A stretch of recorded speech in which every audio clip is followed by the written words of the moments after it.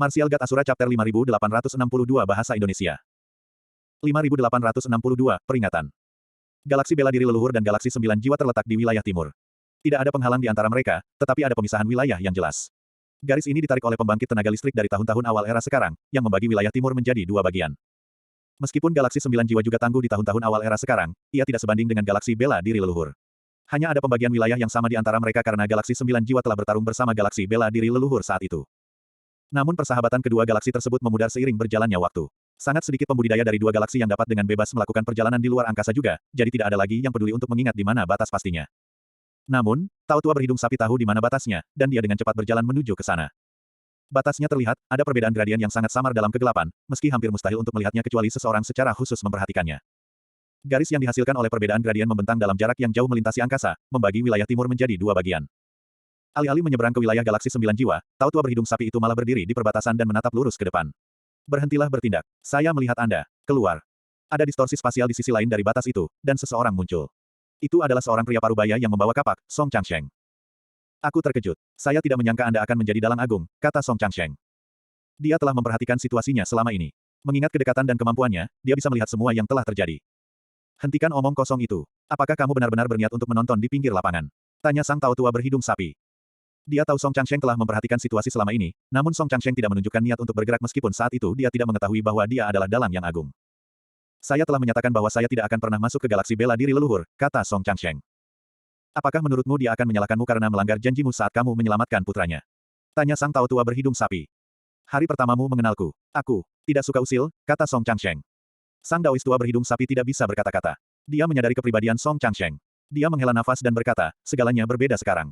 Muridmu itu menyukai muridku. Dia akan membencimu jika dia tahu kamu menutup mata terhadap penderitaan kekasihnya. Song Changsheng tidak terpengaruh oleh hal itu. Dia bahkan menjawab dengan nada sarkastik yang jarang terjadi, jika muridku akan membenci seseorang, itu adalah kamu. Anda bahkan bersekongkol melawan murid Anda untuk mendapatkan harta sekte alam bela diri leluhur. Sang Tao Tua berhidung sapi terkekeh. Ini bukan hari pertamamu mengenalku juga. Benar, kamu adalah orang yang tidak bermoral. Song Changsheng melirik ke arah Daois tua berhidung sapi dengan kesal. Saya ingin tahu apa yang akan Anda lakukan jika pendirian Anda dan murid Anda berbeda suatu hari nanti.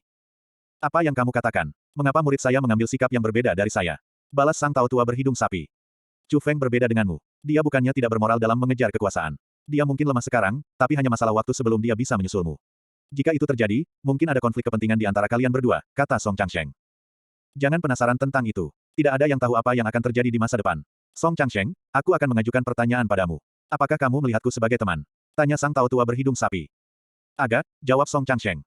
Bagus. Sebenarnya, aku datang ke sini untuk mengucapkan selamat tinggal padamu. Saya pergi, kata Daois tua berhidung sapi itu. Kemana? Kau menanyakan hal yang sudah jelas. Tentu saja saya menuju ke galaksi ke-9. Kau pergi begitu saja. Bagaimana dengan muridmu? Dia telah menjadi musuh dari rumah suci 7 alam. Yakinlah, muridku itu akan baik-baik saja meskipun kamu mati. Kamu begitu percaya diri pada muridmu. Apa hubungannya ini dengan kepercayaan diri? Jawab sang Tao Tua berhidung sapi. Song Changsheng sadar, dan dia menyipitkan matanya. Keributan hari itu benar-benar. Mengapa kamu begitu penasaran dengan muridku? Saya seorang kultivator. Bukankah normal jika saya penasaran dengan bakat Chu Feng? Selain itu, ada hubungan di antara kita. Dan kamu masih menolak membantunya. Hanya karena ada hubungannya bukan berarti aku harus membantunya. Baik, teruslah menjadi pertapa kuat Anda.